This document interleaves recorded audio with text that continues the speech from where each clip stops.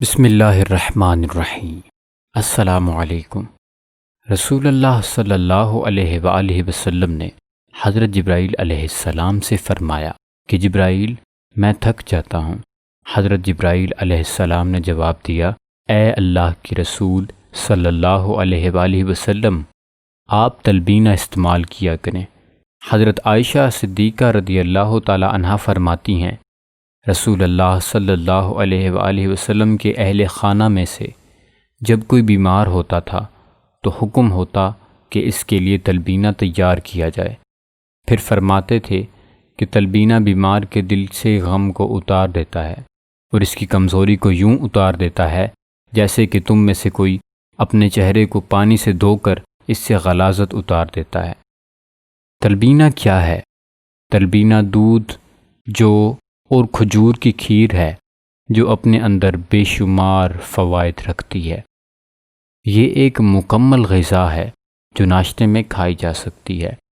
اس کا مستقل استعمال حیرت انگیز فوائد دیتا ہے۔ آج کی اس ویڈیو میں ہم آپ کو تلبینہ کے فوائد کے بارے میں بتائیں گے۔ سب سے پہلا فائدہ اس کا یہ ہے کہ اس سے خون کی کمی دور ہوتی ہے۔ تلبینہ 1 سے 1.5 ماہ میں ہیموگلوبن کو جسم کی ضرورت کے مطابق بڑھا دیتا ہے، جس سے خون کی کمی دور ہو جاتی ہے۔ اس کا دوسرا فائدہ یہ ہے کہ تلبینہ کھانے سے وزن میں اضافہ ہوتا ہے۔ کمزور لوگوں کے لیے تلبینہ بہت مفید ہے۔ روزانہ استعمال سے جسم کی کمزوری دور کر کے وزن میں اضافہ کرتا ہے۔ اس کا تیسرا فائدہ ذہنی کمزوری کو دور کرتا ہے۔ پڑھنے والے بچوں کے لیے تلبینہ بہترین ہے۔ جسم کو طاقتور بنانے کے ساتھ ساتھ ذہن کو بھی تیز کرتا ہے۔ جو بچے اپنا سبق یاد کرتے ہیں اور بھول جاتے ہیں، تلبینہ کے استعمال سے ان کا حافظہ تیز ہو جاتا ہے۔ اس کا اگلا فائدہ یہ ہے کہ کوئی کتنا ہی بیمار کیوں نہ ہو، تلبینہ استعمال کر سکتا ہے۔ بیمار لوگوں کے لیے جو بالکل بستر سے اٹھ بھی نہ سکتے ہوں، تلبینہ بہترین ہے۔ یہ غذائی کمزوری کو دور کر کے چلنے پھرنے کے قابل بناتا ہے۔ یہ بوڑھے لوگوں کے لیے بھی بیش بہا نعمت ہے۔ جو لوگ کمزوری کی وجہ سے اٹھ بیٹھ نہیں پاتے، ایسے لوگوں کے لیے تلبینہ کی کھیر نہایت مفید ہے۔ تلبینہ کی کھیر صبح کے ناشتے کے ساتھ کھا لیں۔ یہ نہ صرف فائدہ مند ہے بلکہ خوش ذائقہ بھی ہے۔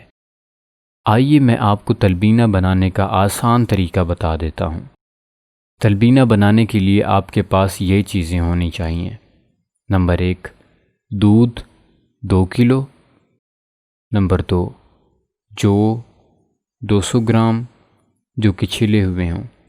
اور نمبر 3، کھجوریں 15 سے 20 رات بھر کے لیے پانی میں بھگو کر رکھی ہوئی ہوں، اور حسب ذائقہ شہد۔ دودھ کو 1 جوش دے کر جو شامل کر لیں۔ ہلکی آنچ پر 25 منٹ تک پکائیں اور چمچہ چلاتے رہیں۔ جب جو گل کر دودھ میں مل جائیں تو کھجور مسل کر شامل کر لیں۔ میٹھا کم لگے تو تھوڑا شہد ملا لیں۔ جب یہ کھیر کی طرح بن جائے تو چولہے سے اتار کر ٹھنڈا کر لیں۔ اگر اچھا لگے تو بادام اور پستہ کاٹ کر اوپر چھڑک دیں۔ اگر جو کا آٹا نہ ملے تو جو کا دیسی دلیا اتنی ہی مقدار میں لیں۔ اس بات کا خیال رکھیں کہ ڈبے والا دلیا نہ ہو بلکہ دیسی دلیا ہو۔